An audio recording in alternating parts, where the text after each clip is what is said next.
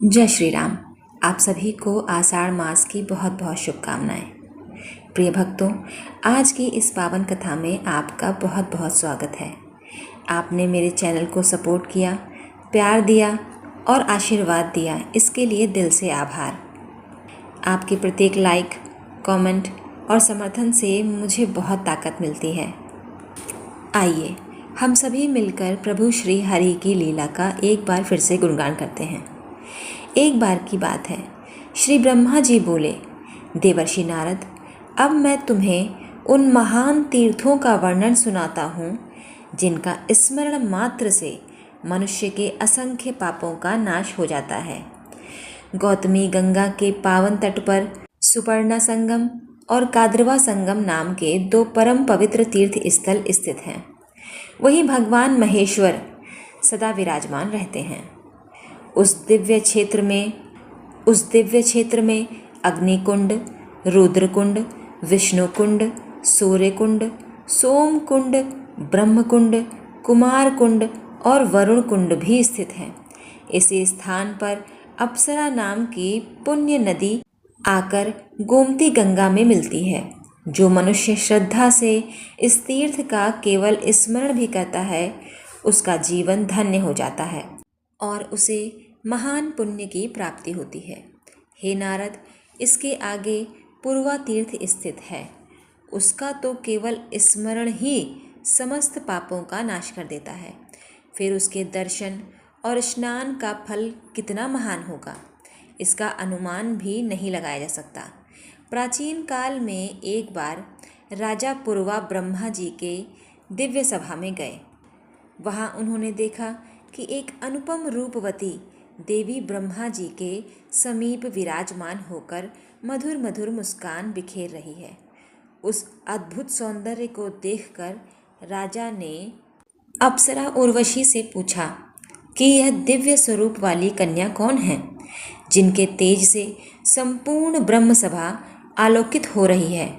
उर्वशी ने उत्तर दिया, राजन, यह ब्रह्मा जी की मानस पुत्री देवताओं की पावन नदी भगवती सरस्वती हैं। यह प्रतिदिन ब्रह्मलोक में आकर ब्रह्मा जी की सेवा करती हैं। यह सुनकर राजा पूर्वा अत्यंत विस्मित हुए। उन्होंने उर्वशी से कहा, यदि संभव हो तो इन्हें मेरा संदेश देकर मेरे पास ले आओ। उर्वशी ने राजा का संदेश सरस्वती जी तक पहुंचा दिया। प्रतिज्ञा के अनुसार भगवती सरस्वती राजा पूर्वा के पास आईं। दोनों ने सरस्वती नदी के पवित्र तट पर अनेक वर्षों तक साथ निवास किया, किंतु यह सब देखकर मुझे अत्यंत अप्रसन्नता हुई। मैंने क्रोधवश भगवती सरस्वती को श्राप दे दिया। उस श्राप के प्रभाव से वे मृत्यु लोक में कहीं अदृश्य और कहीं प्रकट रहने लगीं। तब राजा पूर्वा अत्यंत दुखी होकर गोमती गंगा के तट पर पहुँचे। वहाँ उन्होंने कठोर तपस्या करके भगवान महादेव की आराधना की। भगवान शिव और गोमती गंगा की कृपा से उन्हें अपने सभी मनोरथों को सिद्धि प्राप्त हुई। उसी समय से वह स्थान सरस्वती संगम और ब्रह्म तीर्थ के नाम से प्रसिद्ध हो गया। वहाँ सिद्धेश्वर महादेव सदा विराजमान रहते हैं। जो श्रद्धालु वहाँ स्नान, दान और भगवान शिव की आराधना करता है, उनकी सभी मनोकामनाएं पूर्ण होती हैं। उसी क्षेत्र में सावित्री, गायत्री, श्रद्धा, मेघा और सरस्वती, ये 5 दिव्य नदियां भी गोमती गंगा में आकर मिलती हैं। इसी कारण से वह स्थान पंचतीर्थ के नाम से भी विख्यात है। इन 5 पवित्र नदियों में स्नान करने से मनुष्य सभी पापों से मुक्त होकर भोग और मोक्ष दोनों का अधिकारी बनने लगता है। श्री ब्रह्मा जी बोले, देवर्षि नारद, अब मैं तुम्हें शमी तीर्थ की महिमा सुनाता हूँ, जो समस्त पापों का नाश करने वाला तथा अश्वमेघ यज्ञ के समान पुण्य प्रदान करने वाला है। प्राचीन काल में प्रियव्रत नाम के एक महान प्रतापी क्षत्रिय राजा थे। धर्म की स्थापना और लोक कल्याण के उद्देश्य से उन्होंने गोमती गंगा के दक्षिणी तट पर अश्वमेघ यज्ञ का संकल्प लिया। उस महान यज्ञ के आचार्य और पुरोहित स्वयं महर्षि वशिष्ठ थे। यज्ञ अत्यंत विधि पूर्वक चल रहा था। देवता जसी और मुनिगण उस महायज्ञ में उपस्थित होकर उसे सफल बना रहे थे, किंतु उसी समय हिरण्यक नाम का एक अत्यंत बलशाली दैत्य अपनी विशाल सेना के साथ वहां आ पहुंचा। उसका उद्देश्य यज्ञ को नष्ट करना और धर्म कार्यों में विघ्न उत्पन्न करना था। यज्ञ में उपस्थित सभी ऋषियों और देवताओं ने जब उस दैत्य को देखा तो वे चिंतित हो उठे। तभी महर्षि वशिष्ठ ने अपने हाथ में स्थित ब्रह्मदंड उठाया। उन्होंने भगवान का स्मरण करके ब्रह्म तेज से युक्त उस दिव्य दंड का प्रयोग किया। महर्षि वशिष्ठ के तेज के सामने दैत्यों की पूरी सेना टिक न सकी। क्षण भर में ही दैत्य सेना भयभीत होकर चारों दिशाओं में भाग खड़ी हुई और यज्ञ में आया हुआ विघ्न समाप्त हो गया। इसके बाद अश्वमेघ यज्ञ पुनः विधि पूर्वक आरंभ हुआ और बिना किसी बाधा के पूर्ण भी हो गया। यज्ञ की पूर्णाहुति के पश्चात देवताओं और महर्षियों ने राजा प्रियव्रत तथा महर्षि वशिष्ठ से कहा, राजन, आज इस यज्ञ की रक्षा जिन जिन पवित्र तीर्थों की दिव्य शक्ति से हुई है, वे सभी लोक कल्याण के लिए पृथ्वी पर सदैव पूजनीय रहेंगे। उन्होंने आगे कहा, शमी तीर्थ, विष्णु तीर्थ, अर्क तीर्थ, शिव तीर्थ, सोम तीर्थ तथा वशिष्ठ तीर्थ, इन सभी को अश्वमेघ यज्ञ के समान पुण्य प्रदान करने का वर प्राप्त हुआ है।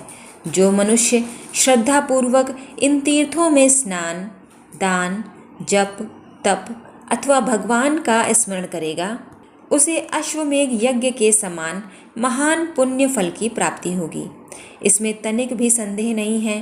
हे नारद, गोमती गंगा के तट पर ऐसे अनेक दिव्य संगम और तीर्थ हैं जहाँ असंख्य नदियाँ आकर गंगा में मिलती हैं।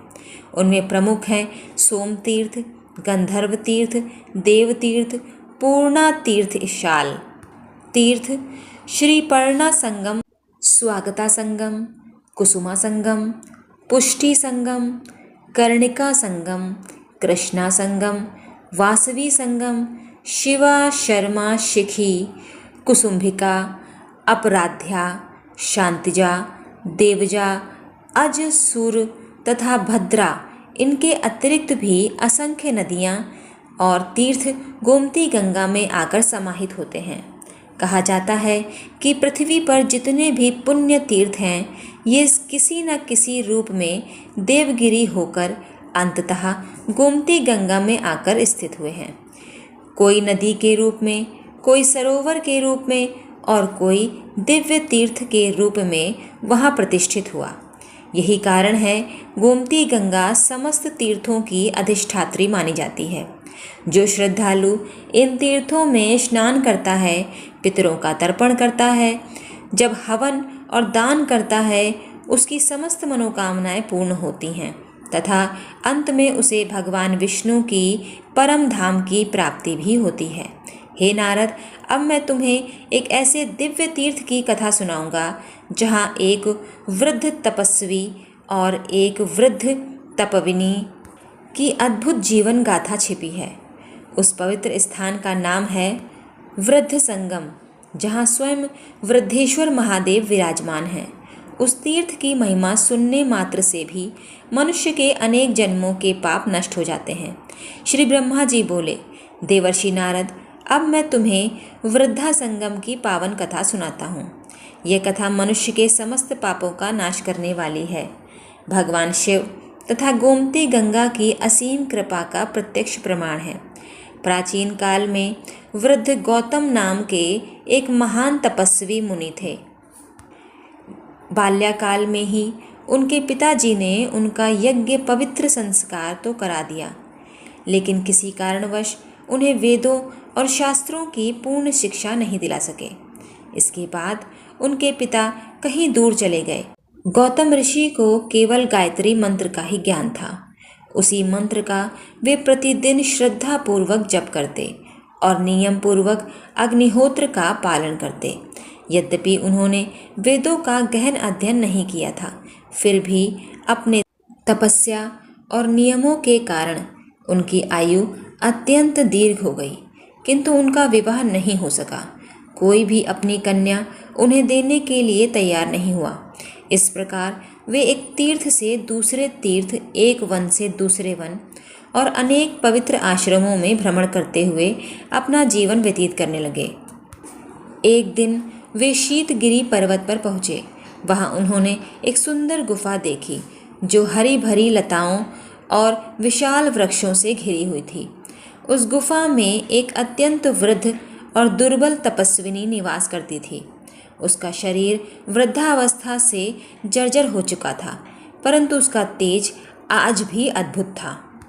उसे देखकर गौतम आदरपूर्वक प्रणाम करने के लिए खड़े हो गए, किंतु वह तपस्विनी तुरंत बोली, कृपया ऐसा मत कीजिए, आप मेरे गुरु होने वाले हैं। यदि गुरु अपने शिष्य को प्रणाम करे तो शिष्य की आयु, विद्या, यश, धन, धर्म और स्वर्ग सबका नाश हो जाता है। यह सुनकर गौतम ऋषि अत्यंत आश्चर्यचकित हो गए। उन्होंने विनम्रता से कहा, देवी, तुम मुझसे आयु में भी बड़ी हो, तप में भी श्रेष्ठ हो और गुणों में भी मुझसे कहीं आगे हो। मैं तो अल्पज्ञानी हूँ, फिर मैं तुम्हारा गुरु कैसे हो सकता हूँ? तब वह तपस्विनी बोली, हे ब्राह्मण श्रेष्ठ, मेरे पितामह के वंश में एक प्रतापी क्षत्रिय राजा हुए थे। एक दिन वे शिकार करते करते उस गुफा तक आ पहुँचे। उसी समय गंधर्वराज की पुत्री अप्सरा सुषमा ने उन्हें देखा। दोनों एक दूसरे पर मोहित हो गए और कुछ समय तक साथ रहे। समय आने पर राजा अपने राज्य लौट गए और मेरी माता सुषमा के गर्भ से मेरा जन्म हुआ। जब मेरी माता मुझे छोड़कर जाने लगी तब उन्होंने मुझसे कहा था, बेटी, इस गुफा में जो पुरुष सबसे पहले आएगा वही तुम्हारा पति होगा। तब से आज तक मैं इसी गुफा में निवास कर रही हूँ। ना तो कोई दूसरा पुरुष आया और ना ही मेरा विवाह हो सका। मैंने आजीवन ब्रह्मचर्य का पालन किया है, परंतु अब विधाता की इच्छा से आप ही मेरे लिए नियत पति हैं। यह सुनकर गौतम ऋषि कुछ क्षण तक शांत रहे। फिर उन्होंने कहा, मेरी आयु तो अभी केवल 1000 वर्ष ही है, जबकि तुम 90,000 वर्ष की हो चुकी हो। मैं तुम्हारी अपेक्षा बालक समान हूँ। ऐसा विवाह कैसे संभव हो सकता है? तब वह वृद्धा दृढ़ स्वर में बोली, यह संबंध स्वयं विधाता ने पहले से ही निश्चित कर दिया है। अब संसार में आपके अतिरिक्त मेरा कोई दूसरा पति नहीं हो सकता। यदि आप मुझे स्वीकार नहीं करेंगे तो मैं इसी क्षण आपके सामने अपने प्राणों को त्याग दूंगी। प्रिय की प्राप्ति न होने पर जीवन का कोई अर्थ नहीं रह जाता, इसलिए अब मेरे जीवन का निर्णय आपके हाथ में है। वृद्धा की करुण वाणी सुनकर गौतम ऋषि का हृदय द्रवित हो उठा, किंतु उन्होंने विनम्रता से कहा, देवी, मैं ना तो रूपवान हूँ, ना विद्वान और ना ही धनवान। मैं तुम्हारे योग्य पति कैसे बन सकता हूँ? पहले यदि मुझे उत्तम रूप और विद्या प्राप्त हो जाए तभी मैं तुम्हारी इच्छा पूरी कर सकूँगा। वृद्धा मुस्कुराई और बोली, मैंने अपनी तपस्या के प्रभाव से माँ सरस्वती और अग्निदेव को प्रसन्न किया है। माँ सरस्वती आपको दिव्य विद्या प्रदान करेंगी और अग्निदेव आपको अनुपम सौंदर्य देंगे। ऐसा कहकर उसने माँ सरस्वती और अग्निदेव की स्तुति की। क्षण भर में ही उनकी कृपा से गौतम ऋषि दिव्य तेज, अद्भुत रूप और महान विद्या से विभूषित हो गए। अब गौतम ऋषि ने प्रसन्नतापूर्वक उस तपस्विनी को अपनी पत्नी के रूप में स्वीकार कर लिया। दोनों अनेक वर्षों तक धर्मपूर्वक, आनंदपूर्वक साथ रहने लगे। लेकिन एक दिन कुछ महर्षियों ने एक व्यंग्यपूर्ण प्रश्न करके उनके जीवन की दिशा ही बदल दी। उस घटना ने उन्हें गौतमी गंगा की शरण में जाने के लिए विवश कर दिया। महर्षियों के चले जाने के बाद गौतम ऋषि और उनकी पत्नी के हृदय में अत्यंत पीड़ा उत्पन्न हुई। यद्यपि वे दोनों तपस्वी थे, फिर भी शिव के परिहास ने उनके मन को व्याकुल कर दिया। कुछ समय बाद गौतम ऋषि अपनी पत्नी के साथ महर्षि अगस्त्य के आश्रम में पहुँचे। उन्होंने विनम्रतापूर्वक प्रणाम करके कहा, हे मुनिवर, ऐसा कौन सा तीर्थ है जहाँ जाने से समस्त दुखों का नाश हो जाए, मनुष्य का कल्याण हो जाए, जीवन सफल बन जाए। कृपा करके हमें उस पवित्र स्थान के बारे में बताइए। महर्षि अगस्त्य ने प्रसन्न होकर कहा, हे ब्राह्मण श्रेष्ठ, मैंने महर्षियों से सुना है कि गौतमी गंगा के समान पवित्र तीर्थ तीनों लोकों में दूसरा कोई नहीं है। वहाँ स्नान करने, भगवान शिव और भगवान विष्णु की आराधना करने से, गंगा माता की स्तुति करने से मनुष्य की समस्त मनोकामनाएं पूर्ण हो जाती हैं। वहाँ जाकर तप करो, निश्चित ही तुम्हारा कल्याण होगा। महर्षि अगस्त्य के वचन सुनकर गौतम ऋषि अपनी पत्नी सहित गौतमी गंगा के तट पर पहुँचे। वहाँ उन्होंने कठोर तपस्या शुरू की। अनेक दिनों तक उपवास, जाप, ध्यान और भगवान शिव की आराधना करते रहे। उन्होंने भगवान विष्णु से प्रार्थना की, आप सभी प्राणियों के पापों का नाश करने वाले हैं। जैसे वर्षा का जल सूखी हुई धरती को हरा भरा कर देता है, वैसे ही आपकी कृपा जीवन को पवित्र बना देती है। हे गौतमी गंगे, आपकी अमृतमयी धारा बैकुंठ तक पहुँचने वाली सीढ़ी के समान है। हे जगत जननी, हम पर कृपा कीजिए। गौतम ऋषि की भक्ति और स्तुति से प्रसन्न होकर स्वयं गौतमी गंगा वहाँ प्रकट हुई। उनका दिव्य स्वरूप देखकर गौतम ऋषि और उनकी पत्नी ने बार बार प्रणाम किया। माता गंगा ने स्नेहपूर्वक कहा, हे ब्राह्मण श्रेष्ठ, तुम मेरे पवित्र जल से वैदिक मंत्रों के साथ अपनी पत्नी का अभिषेक करो। मेरे प्रभाव से इसका वृद्ध शरीर समाप्त हो जाएगा। यह पुनः रूप, यौवन, सौंदर्य और समस्त शुभ लक्षणों से विभूषित हो जाएगी। गंगा माता की आज्ञा पाकर गौतम ऋषि ने वैदिक मंत्रों का उच्चारण करते हुए अपनी पत्नी का अभिषेक किया। जैसे ही पवित्र जल उसके शरीर पर पड़ा, वैसे ही एक अद्भुत चमत्कार हुआ। क्षण भर में ही उसका वृद्ध शरीर समाप्त हो गया। वह दिव्य रूपवती, तेजस्विनी और अनुपम सौंदर्य से युक्त युवती बन गई। गौतम ऋषि भी पूर्ववत तेजस्वी और सुंदर दिखाई देने लगे। उस समय देवताओं ने आकाश से पुष्प वर्षा की। जिस जल से उस तपस्विनी का अभिषेक किया गया था, वही जल एक नई पवित्र नदी के रूप में प्रवाहित होने लगा। उसी का नाम वृद्धा नदी प्रसिद्ध हुआ। इसके बाद गौतम ऋषि ने वहाँ भगवान शिव का एक दिव्य शिवलिंग स्थापित किया। वह शिवलिंग वृद्धेश्वर महादेव के नाम से प्रसिद्ध हुआ और समस्त भक्तों के लिए मोक्षदायक बन गया। गौतम ऋषि ने अपनी पत्नी के साथ उसी स्थान पर अनेकों वर्षों तक सुखपूर्वक जीवन व्यतीत किया, तप किया और भगवान शिव की आराधना करते रहे। तभी से उस पवित्र स्थान का नाम वृद्धा संगम तीर्थ पड़ा। यहीं पर वृद्धा संगम की यह पावन कथा पूर्ण होती है। इस पावन कथा को आप अपने प्रियजनों के साथ साझा कीजिए। यदि इस कथा को सुनकर आपके हृदय में भक्ति का सागर उमड़ा हो तो कमेंट ज़रूर करें। जय श्री राम, जय हरि विष्णु लिखना मत भूलिएगा। मेरी वीडियो को लाइक करिएगा, शेयर करिएगा, मेरे चैनल को सब्सक्राइब कर लीजिएगा। तब तक के लिए जय श्री राम।